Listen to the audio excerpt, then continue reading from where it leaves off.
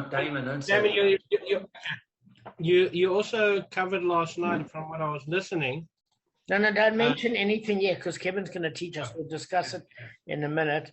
Rav Kevin, take it away. Okay. So we're continuing now with the theme of leisure and recreation. And there we go. Okay, so operating radio and television controls is a malacha. Even if such appliances have been left on prior to Shabbos or are operated by a timer, strong halachic objections to their use still remain on the following grounds.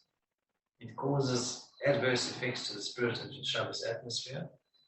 There's a risk of forgetfulness and the consequent act of adjusting the focus and volume controls. Onlookers might assume that one has handled the controls. It is considered a weekday activity. And the last point, hearing financial news constitutes a business activity.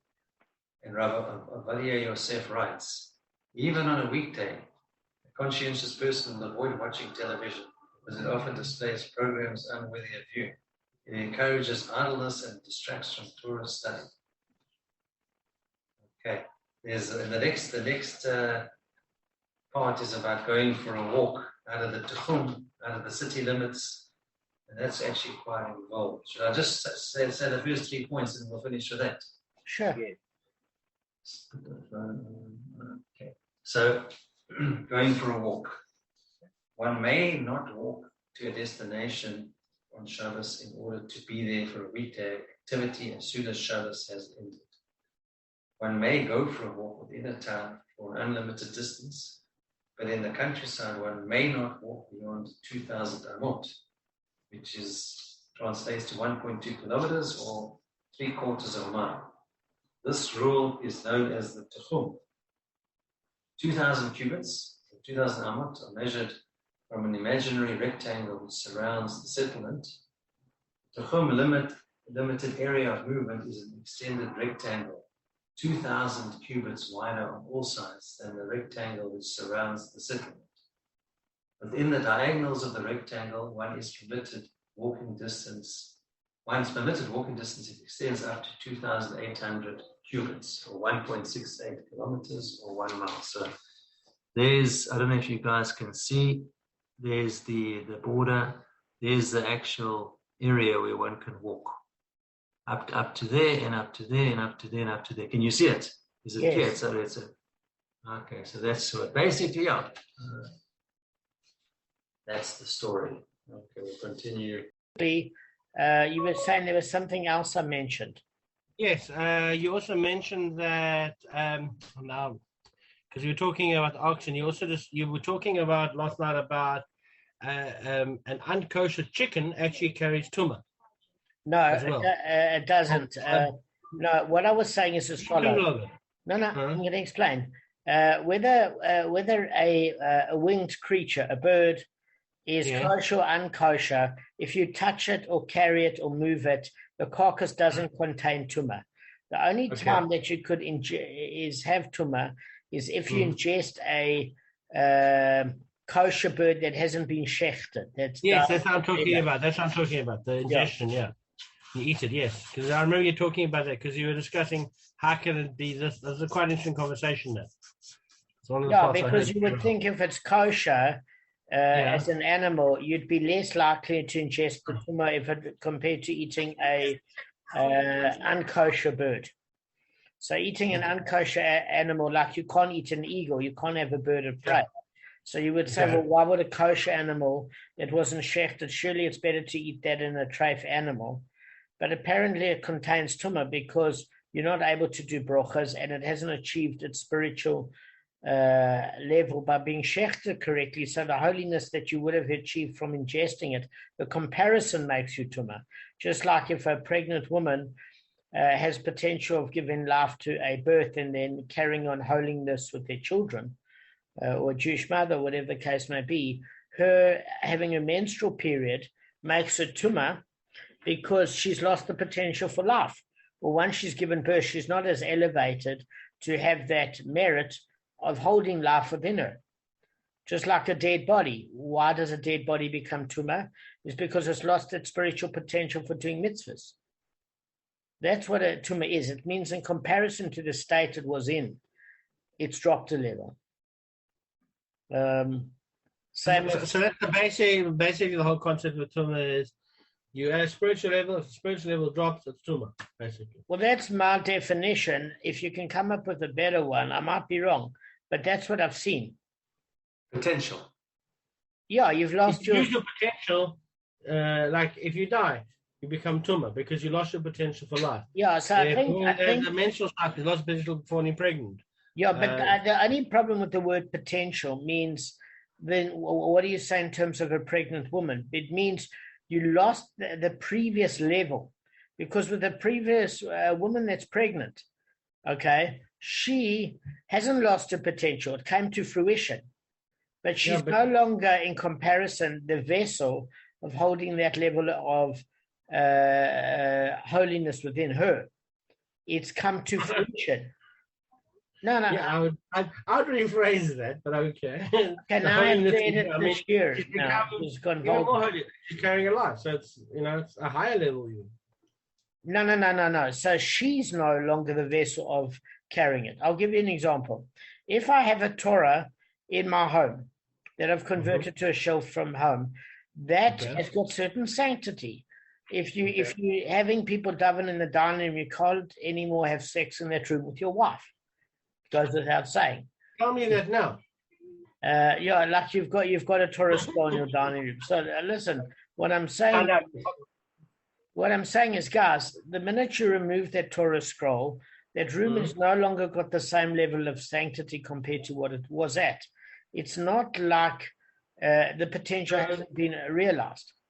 Is that why when the woman gives birth, she goes to a state of tumah because that life has been removed? And it's no longer. No, she's not. No longer has that has come to fruition, but she's no longer has the merit of carrying that potential life. She's fulfilled her duty. So, in comparison to that, she's not at that level where she's got two souls within her body, hers and the baby's. I'm saying it's a drop in level. That woman's lib sees this website. She's fulfilled her duty. No, in fact, it's a praise to women. It's not a criticism. No, I know, but there's... They'll take it the wrong way. They take it... They make a bit of issue out of it, yeah. Like a man can never have a baby. It's just one of those things. But if you say a woman is there, how can you do that? Well, because we can't have children ourselves. We rely on the woman. It's like, no, it's it's... People look at it two different ways. If you look from the right way, it's elevation. If you look from the other way, they think, oh, they're just used for that. But that's...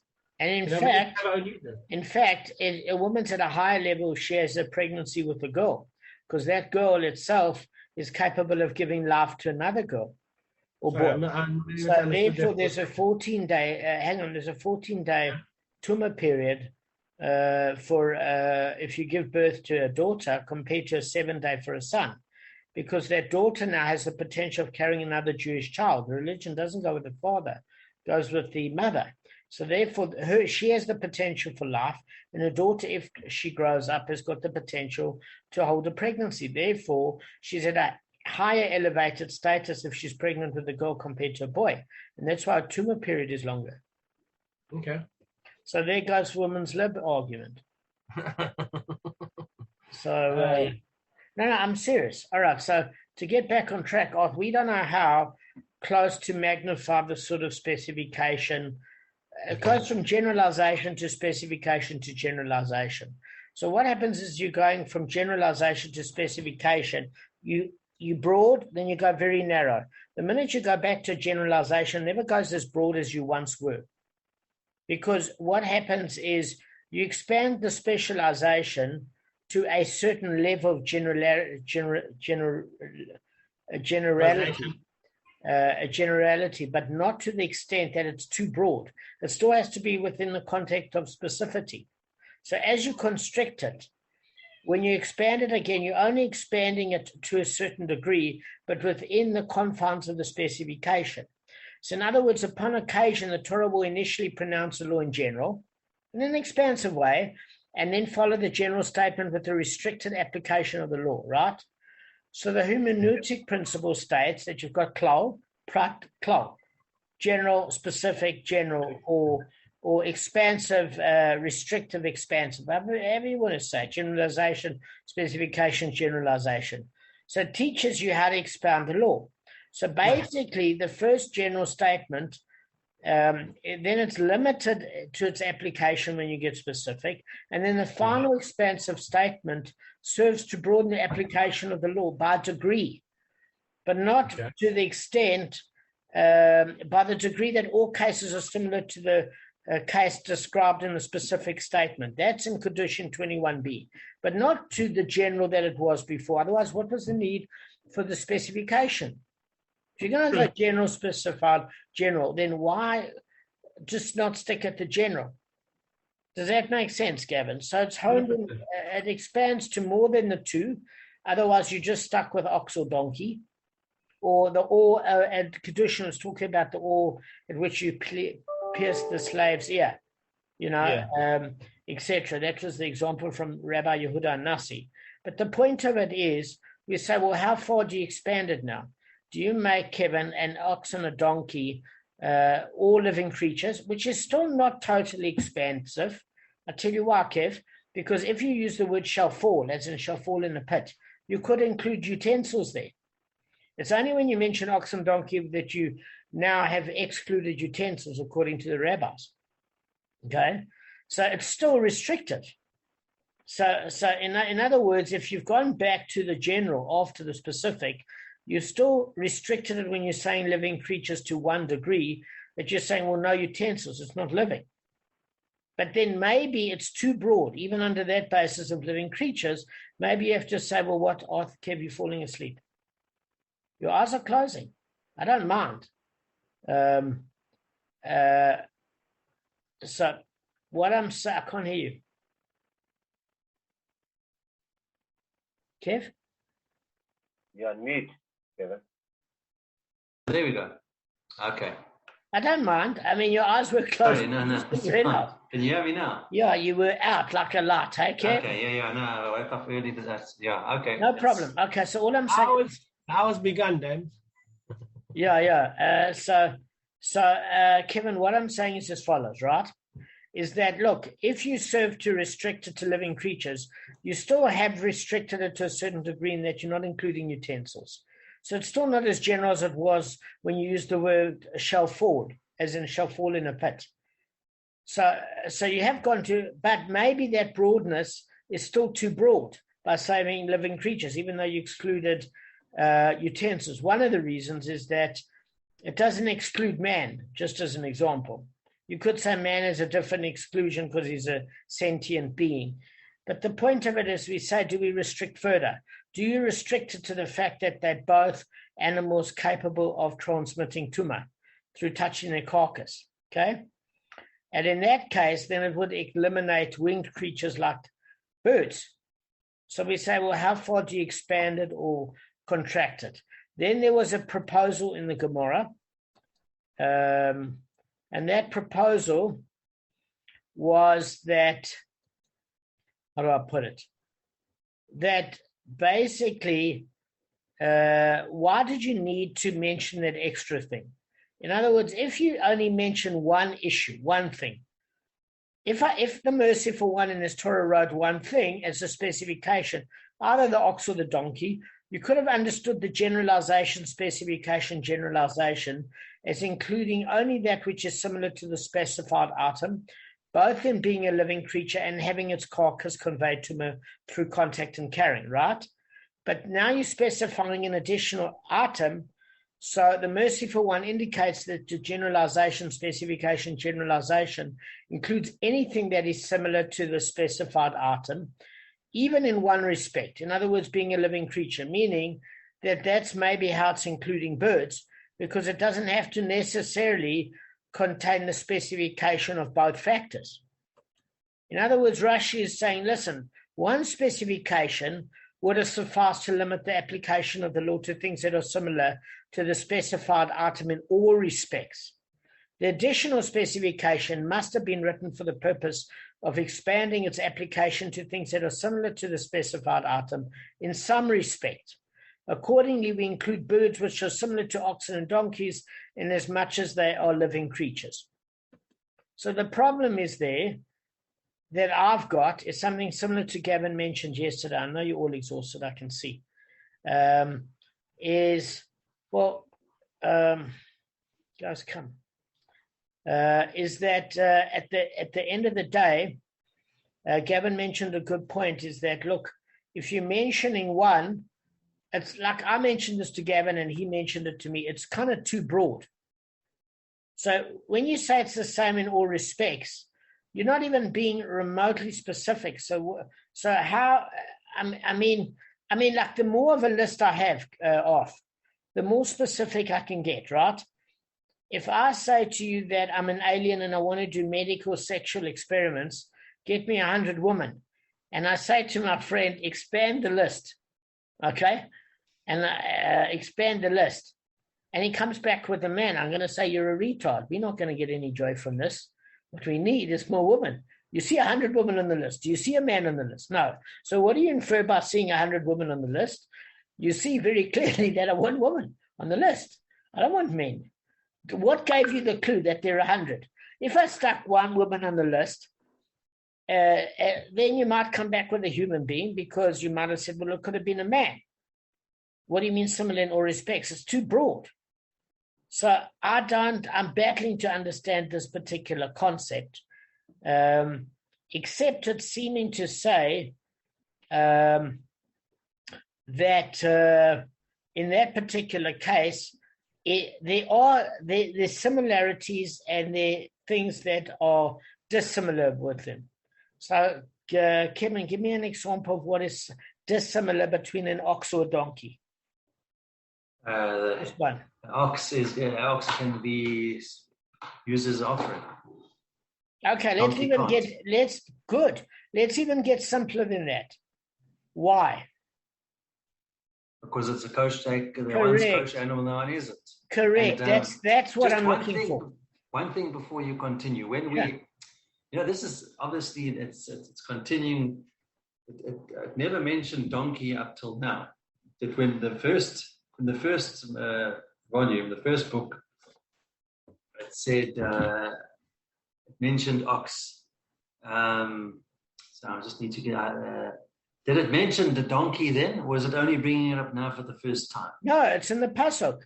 It's in the pasuk itself. I'm saying in the Gemara, but the Gemara, it mentions in the past, if shall fall in an ox or a donkey in the pit.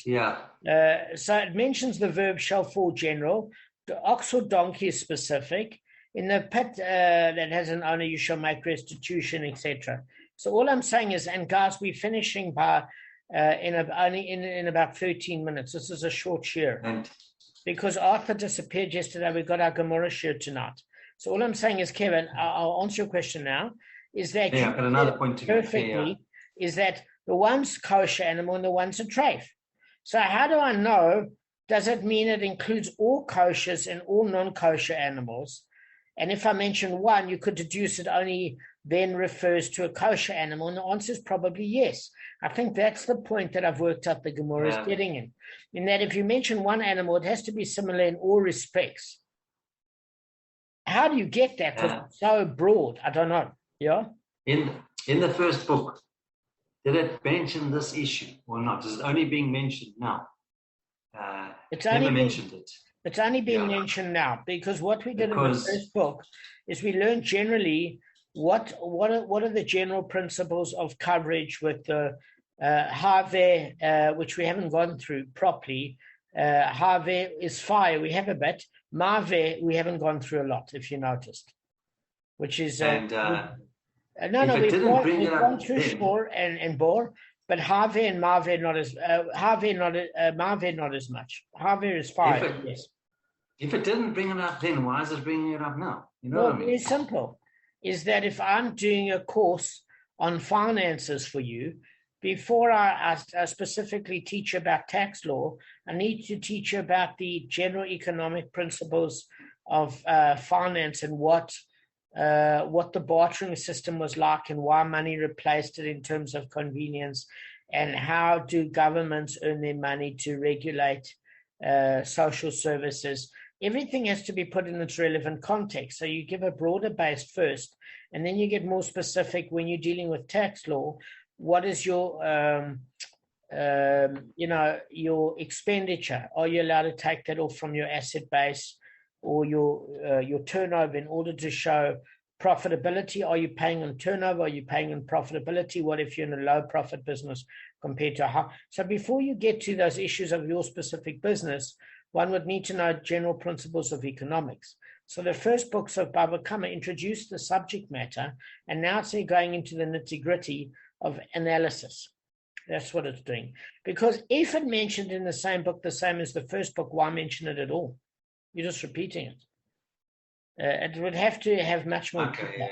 So the thing of it is, what I'm saying is, had it just mentioned, it says, if it mentioned one of the animals, it would have had to be specific in all requests.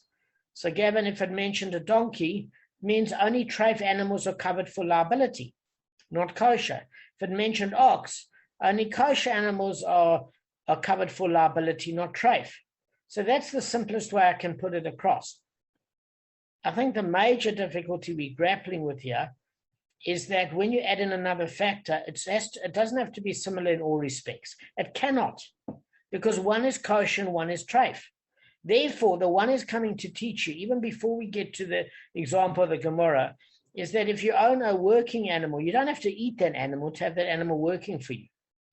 So in other words, if you've got an animal that, like a camel, in a desert, that's not kosher, you don't have to have it as steak and chops in order for you to lose money if it's no longer a working animal for you, if it falls in a pit. So whether it's kosher or not, you would need an example of both. So how do you know in terms of your liability coverage? Is their dissimilar nature, not only their similar nature. That's what it also teaches you. That they can't be similar in all respects. You get what I'm saying? So, example of the Gemara author is perfectly as Kevin said, which is if the merciful one had only written one, you could have come to an erroneous conclusion, because if it wrote only an ox, I would have said that an animal that can be offered on the altar like an ox, because as Kevin said, it's kosher, is included for compensation. And that would include sheep, goats, cattle, etc., but no other animal you covered for. But an animal that cannot be offered on the altar is not included. So to do away with the supposition, the merciful one wrote a donkey, which is never offered on the altar. But if the merciful one had written only a donkey, I would have said that an animal that is subject to consecration of the firstborn is included for liability coverage, but not an animal that is not subject to the consecration of the firstborn. So what this would tell me then, Arthur, is as follows. is say I had an ox, but it was a third-born ox, not the Bechor. Well, then I'm out of luck. Because again, Kev, you're falling asleep. Again, the donkey is covered because it's a Bechor, the firstborn of the donkey. Remember, Arthur, it's a non-kosher animal. So a non-kosher animal can never be redeemed, except if it's a firstborn of a donkey. So that's what we learn. So then you might have come to the conclusion that only animals that are firstborn that can be redeemed are covered for liability, which means what happens if it was an ox and it was the third-born ox? You're not covered because it's not common in any other way. So we wouldn't have learned it unless you had both suppositions. Does that make sense? Okay, so that's why you need both. Okay, so we're saying, well, look, it still doesn't kind of make sense for one thing, because we're saying, look, accordingly, the merciful one wrote an ox, which is superfluous to teach us that even animals not subject to consecration of their firstborn are included. What does this mean? Is that, yes, an ox, if it's firstborn, it's covered, but what happens if it's a thirdborn? So you learn then that animals that could be consecrated are also covered. My question is, you might come to an erroneous conclusion. You might come to a conclusion that animals that are either redeemable or that they are sacrificable on the altar are covered, but it doesn't necessarily mean treif animals. How far do you expand it? But the bottom line is it seems to say that when you have both, you know that both kosher and treif animals that are capable of conveying tumah, because their carcass transmits it through contact and carrying, is the precise common denominator, and the fact that they are living creatures, which means it has to have both. So that then cancels out. What does it cancel out, Arthur? Very simply, it cancels out birds. So where do we learn that you're covered for birds? Well, this is the point that you weren't there. It says the Gemara agrees, and it says all living creatures, including fowl, have to be compensated, because it says, for scripture states, the owner of the pit shall make compensation and the carcass shall be his. When you're using the term carcass shall be his, you're learning the fact that if there's a carcass, it was living and now it's dead. So therefore, if it's something that you own that is now dead and was living, you're entitled to be compensated. So all it's saying is you just have to read the rest of the pasuk to know that you're covered for death. It doesn't explain though, Kevin, what? Injury. It doesn't explain injury. Pasuk doesn't explain injury at all. What happens if I had a chicken that was crippled off and couldn't flap out and went splat? Because I said to the guys yesterday, I said, I don't even understand why we're talking about winged creatures. If I boot with my shoe, if I kick a chicken into a pit, you think it's going to land with any impact? It's going to flap like hell. So what do you mean splat? It's got wings. But also, a pit is not an obstacle for a bird. That's exactly what you're saying. But a high-rise building is. So that should be considered a pit for a building. So you know what you can consider? You can consider the opinion according to Rav. It never died from the impact, but it died from the foul air. And I'm making a pun on the word foul. Oh, we got that. Kevin didn't laugh. That's how he's asleep. Yeah, he's asleep because those are the things that he definitely always does. I'm just very tired. I know, but foul. That was good. Sorry. Foul air. Okay, so I'm saying, Kevin, it didn't have to die from impact. The thing of it, but the point of it is the pasuk then doesn't discuss any sort of issue of coverage for injury. So how do we know that? That's a separate issue. But anyway, the bottom line is it's saying it's subject to death. All right, so we've got a problem now, because the rabbis and Rabbi Yehuda were discussing the issues of utensils. Okay? So the problem isn't only on Rabbi Yehuda, Arthur. Why is the problem on Rabbi Yehuda? We've got 4 minutes left. Arthur, we've got 4 minutes left. Unmute yourself. Oh, come on, man. I don't know. All right, well, just... I want to mention a point. I don't know this question, and I want to when you answer this, I want to bring something else. All right, we've got 4 minutes left, so let me just cover ground quickly. So basically, they both got a problem, because Rav Yehuda is saying that you're covered for utensils. So how can utensils die? Arthur missed this because he wasn't at the ship. Utensils don't die.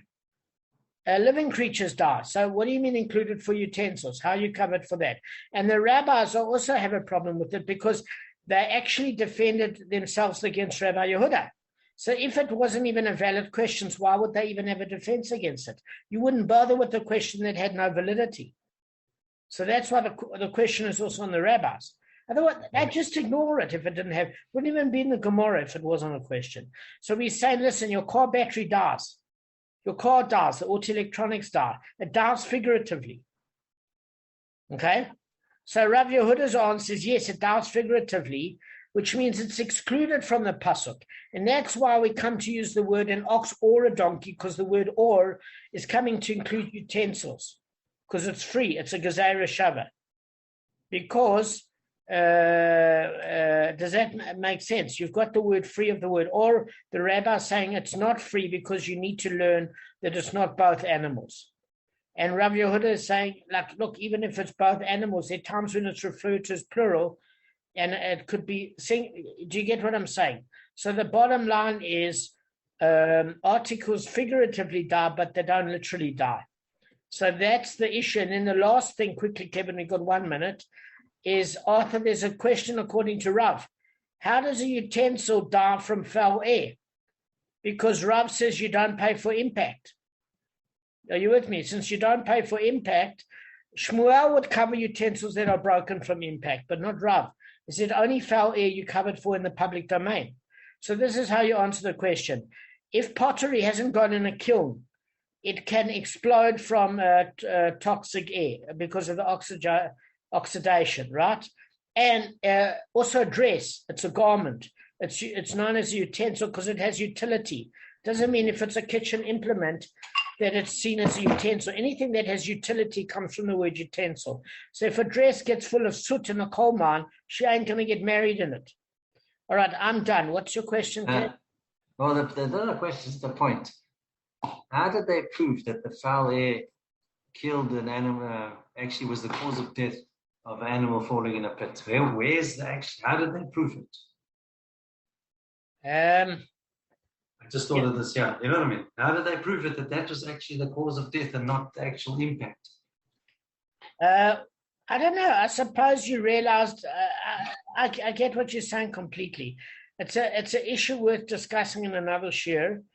If an animal falls down a pit and it can't breathe, it'll die no matter if the impact doesn't even come into it. I know, but you keep saying that they didn't have medical autopsies there. Yeah, exactly. How do you... I think of it this way. The deeper you go in the hole, the less air there is. You know that, of fresh air. So he's going to fall down. Even if he doesn't die on impact, he'll definitely die if there's no oxygen after a certain few minutes. Anyway, unless you're able to pull him out. So he's pretty much guaranteed to die of foul air of some kind. But our original question, how does the digger survive when he's digging his hole? This is the question I've always asked. And I want to ask this, how does he survive? Because he's sitting there for hours and hours digging that pit. Animals are falling in all the time. Everything's going wrong. And this guy survives. It's unbelievable. He survives the foul air, survives the animals falling in. It's absolutely remarkable. First of all, when the guy's digging, he's standing up. So it's a bit of a height difference. Well, he's wearing a mask, guys. I mean, with respect, after every digger dropped dead, somebody worked out a mask works. The digger didn't jump 10 meters into the hole. Okay, he lowered himself slowly.